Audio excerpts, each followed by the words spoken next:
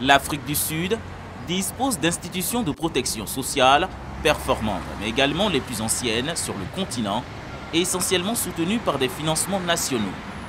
La délégation ivoirienne pourra donc apprendre les bonnes pratiques en matière de lutte contre la pauvreté, d'action sociale et de solidarité dans un contexte où les vulnérabilités ont été accentuées par la maladie à coronavirus. C'est vrai que la Covid est venue avec des effets négatifs, mais le côté positif de la chose a amené chaque pays à réfléchir à comment s'auto-suffire.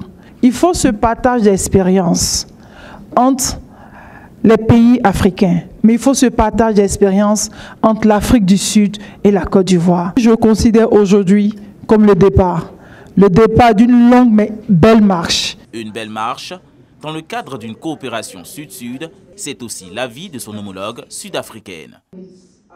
Le gouvernement d'Afrique du Sud soutient pleinement le développement et les aspirations de la Côte d'Ivoire. Et c'est de là que part la nécessité d'améliorer et élever les questions de développement social dans les agendas de nos pays, dans le cadre de notre réponse internationale à la Covid-19 qui a touché tous les pays. Je peux partager avec vous ici que, dans un laps de temps très court, mon ministère et ses entités ont mis en œuvre un programme de réponse innovant conçu pour préserver la dignité et le bien-être de notre peuple.